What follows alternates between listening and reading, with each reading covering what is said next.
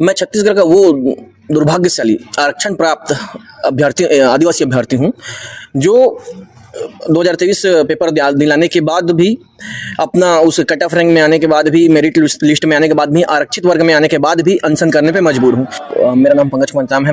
मैं एक पीड़ित डीएड अभ्यर्थी हूँ जो पिछले 4 महीने से भी ज़्यादा समय से यहाँ तूता धरने स्थल पे अनशन में बैठा हूँ। हम लोग 24 दिसंबर से अनशन में बैठे जिस टाइम ठंड का मौसम था, और आज के डेट में हम लोग अनशन में बैठे हैं। अभी पूरे देश में और खासकर हमारे प्रदेश में सरकार के द्वारा भीषण गर्मी की घोषणा की गई है। येलो और रेड अलर्ट जारी की गई है। उसके बावजूद सरकार हम अनशनकारियों की समस्या सुन नहीं रही है। तो मैं सरकार से यही निवेदन करता हूं कि आप हमारे बारे में संज्ञान लें और जल्द से जल्द हमको हमारे नियुक्ति देकर इस धरने स्थल से हमारी छुट्टी करें। मैं पूछना चाहूँगा, जो हमारे प्रदेश के मुखिया है, जो हमारे वर्ग से ही आते हैं, क्या आपको हम आदिवासियों ने आदिवासी मुख्यमंत्री का मांग किया था तो आपको केवल सत्ता में बैठकर दूसरे की बात सुनने के लिए, दूसरे की बात मानने के लिए आपको मुख्यमंत्री बनाए थे?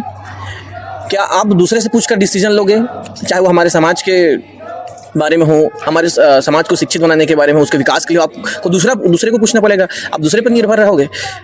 मुख्यमंत्री जी, आप हमारे वर्ग से आते हैं, हमारे दुख तकलीफों को अच्छे से जानते हैं कि हमको पढ़ाई से लेकर आगे बढ़ने में कितना तकलीफ होता है। तो आपको खासकर हमारे समाज के प्रति, हमारे वर्ग के प्रति ध्यान देना चाहिए।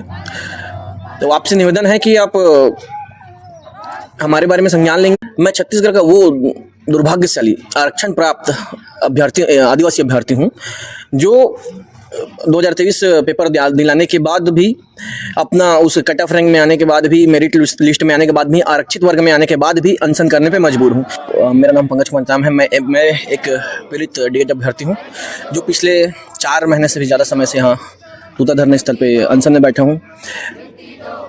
हम लोग 24 दिसंबर से अनशन में बैठे जिस टाइम ठंड का मौसम था, और आज के डेट में हम लोग अनशन में बैठे हैं। अभी पूरे देश में और खासकर हमारे प्रदेश में सरकार के द्वारा भीषण गर्मी की घोषणा की गई है।